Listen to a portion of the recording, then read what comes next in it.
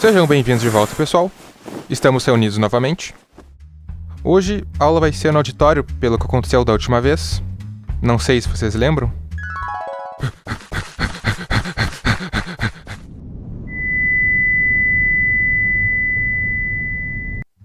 Hoje, nós vamos ver uma das matérias mais importantes que tem. Serve para todas as áreas das exatas e extrapola. Se tu não aprender isso direito, o máximo que tu vai conseguir fazer é interpretar um gráfico de pizza. E isso, tu não quer pra ti. É claro, tu viu no título. Eu tô falando das funções.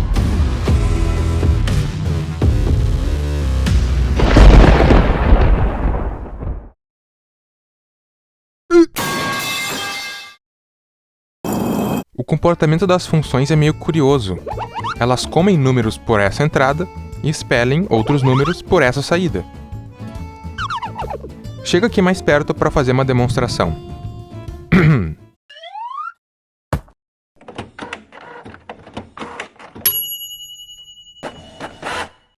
Viu só? É seguro dizer que as funções são máquinas que pegam um número de entrada, fazem uma transformação qualquer nele e liberam o número transformado na saída. Para ficar mais clara a relação entre um número e o outro, aqui no canto eu vou desenhar um diagrama com os números que eu acabei de testar. O conjunto de números da esquerda são os que a função consegue digerir. Podemos dizer que eles estão sob o domínio da função.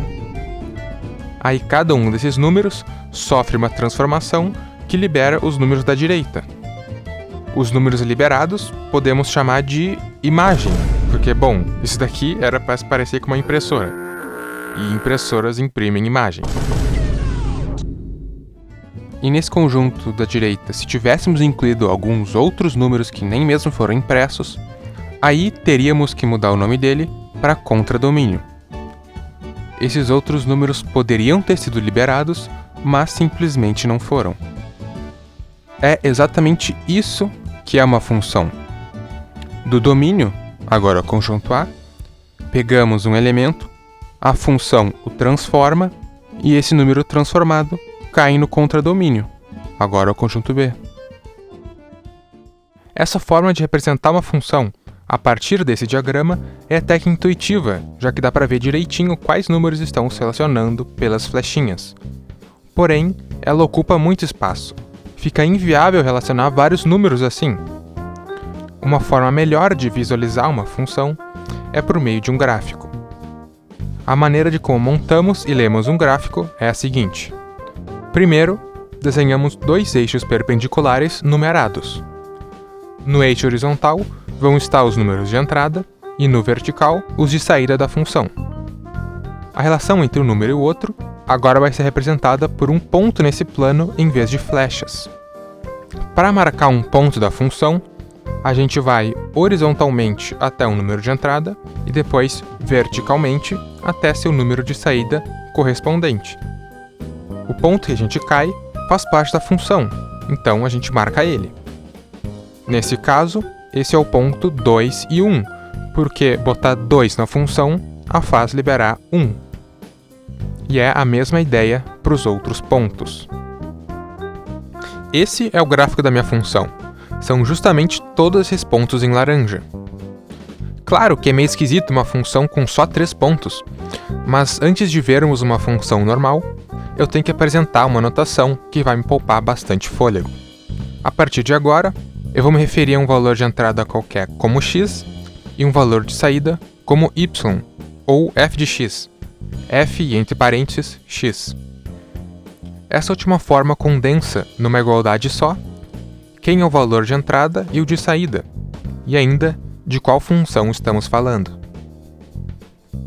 Tendo isso em mente, vamos analisar uma função normal. Essa daqui tem uma lei de formação.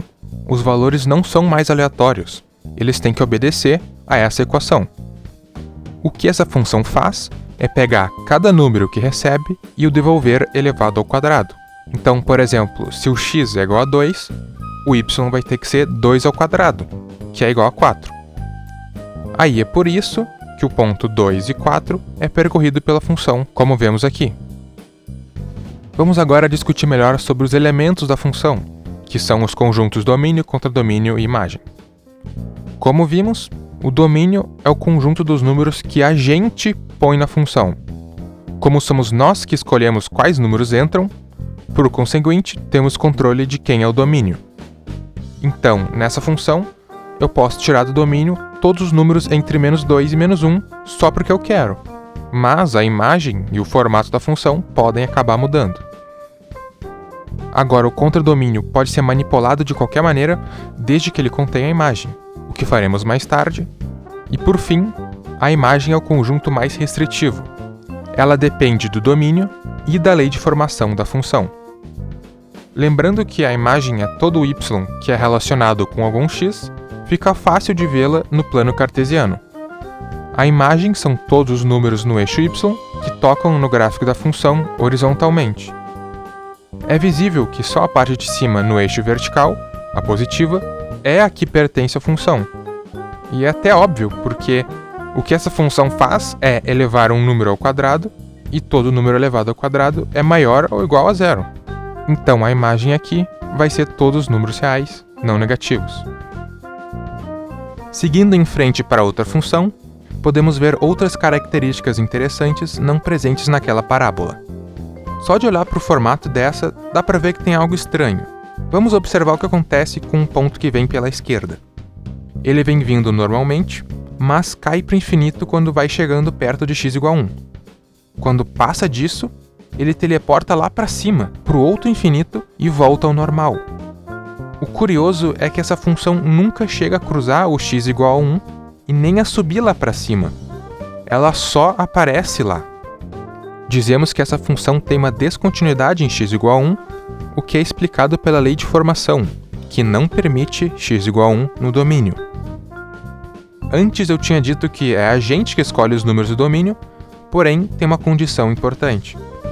Um desses números não pode causar um absurdo matemático, como acontece aqui. Veja a lei de formação. Se botarmos valores perto de 1 na função, ela devolve números de valor absoluto cada vez maior. Por isso a função acaba indo para os infinitos. Mas ainda se tu for teimoso e tentar botar x igual a 1, vai dar h de 1 é igual a 2 dividido por 0. E aí o tecido do espaço-tempo se rompe e todo mundo morre.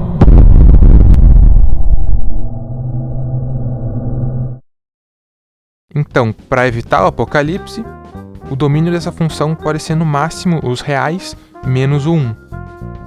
Por consequência disso tudo, dizemos que essa função tem uma assíntota vertical em x igual a 1, que é essa linha pontilhada em que a função sempre se aproxima, mas nunca chega a tocar. E também tem uma assíntota horizontal em y igual a 1 por motivos semelhantes. Visto como as funções funcionam no geral, está na hora de caracterizá-las. Podemos dividi-las em tipos, em relação aos elementos da função, e em características, facilmente visíveis no formato delas. Primeiro vamos ver as características, que vai ser mais rápido. Nós podemos classificar a função se ela é crescente, decrescente ou constante. Inclusive, todas essas características podem estar presentes numa função só, como nessa daqui. Da esquerda até x igual a -2, ela é estritamente crescente. Só de olhar para o gráfico, nessa região podemos ver que quanto menor é o x, menor é o seu y também. Depois, entre -2 e 2, a função é constante. Não tem muito o que dizer aqui, o valor de y só não muda. E a parte restante é estritamente decrescente. Aqui, quanto menor o x, maior é o seu y respectivo. Outra forma de classificar a função é pela paridade. Uma função pode ser par, ímpar ou nenhum dos dois. Uma função é par quando o gráfico dela é simétrico em relação ao eixo y, como se tivesse um espelho refletindo o lado direito para o esquerdo. A consequência matemática disso é que f de x é igual a f de menos x, como acontece numa função quadrática como essa. Já uma função ímpar ocorre quando o gráfico é espelhado tanto pelo eixo vertical quanto pelo eixo horizontal ao mesmo tempo. A consequência dessa simetria é que menos f de menos x é igual a f de x. E também, por causa disso, se eu rotacionar o plano inteiro em 180 graus, o gráfico continua o mesmo. E por fim, temos a periodicidade. Uma função é periódica quando ela fica se repetindo a cada algum intervalo de x, que chamamos de período. Sobre os tipos de função, elas são caracterizadas por como o domínio, contradomínio e imagem se relacionam um com o outro. Por exemplo, no nosso diagrama lá do início, temos uma função que chamamos de injetora. Cada valor de y é relacionado por apenas um valor de x, mesmo que parte do contradomínio não seja utilizado. Um exemplo de função injetora normal é a função exponencial. Só existe um y para cada x, e por acaso o contradomínio não foi completamente utilizado. Mas se o contradomínio for, além de totalmente utilizado, repetido por alguns valores de x, temos uma função sobrejetora. Num gráfico, uma sobrejetora fica desse jeito. Ela é crescente e decrescente várias vezes, o que causa regiões em que valores de x diferentes devolvem o mesmo valor de y. Mas cuidado! Isso daqui é diferente de um valor só de x dá dois valores de y. Esse último não é considerado função. Deixando esse adendo de lado, temos o último tipo de função, quando uma função é sobrejetora e injetora ao mesmo tempo, a função bijetora. Um diagrama de uma bijetora será algo assim, em que todos os elementos do contradomínio são relacionados e a partir de um x só. A importância da função bijetora é que só ela admite a existência de sua função inversa, que tem diversas propriedades interessantes. A função inversa de uma função é aquela que desfaz o que foi feito. Por exemplo, se eu botar o valor a na função f, ela me devolve b. Na sua inversa, se eu botar b, ela me retorna a, que é o valor que eu tinha posto primeiramente. A causa disso é que a função inversa inverte o x e y de lugar. Por exemplo, nesse diagrama, se a função f relaciona esses dois conjuntos dessa maneira, com a se relacionando com b, a função inversa troca o domínio e contradomínio de lugar, invertendo a relação, agora fazendo b se relacionar com a.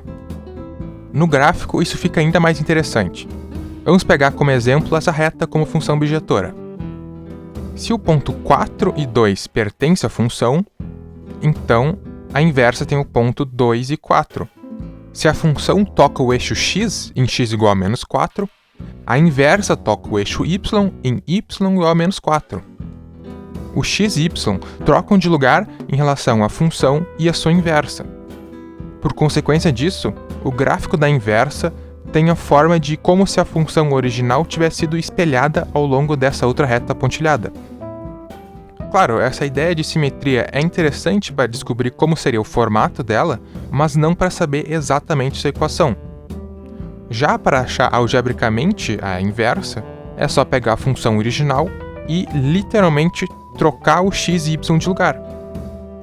Aí, claro, ainda temos que isolar o y, que nesse caso é muito fácil, e agora sim, temos a equação da função inversa. Uma outra função interessante para achar a inversa é a função exponencial. Mas espera, a função exponencial nem é bijetora. Eu mesmo tinha mostrado que ela é somente injetora. O contradomínio são todos os reais, enquanto que a imagem é só a parte positiva do eixo y. Mas é agora que vem o truque de mestre. A função é minha e eu faço o que eu quiser com ela. Então eu posso trocar o contradomínio para ser a imagem e pronto. Agora ela é bijetora e admite uma função inversa, que nesse caso é aquela conhecida que chamamos de logaritmo. Se tu não estiver convencido que dá para fazer uma alteração assim, perceba que, caso não pudéssemos fazer isso, a função logarítmica não existiria, e nem outras funções como as inversas da trigonometria, que até alteram o domínio para existirem. O que a gente vai ver outra hora.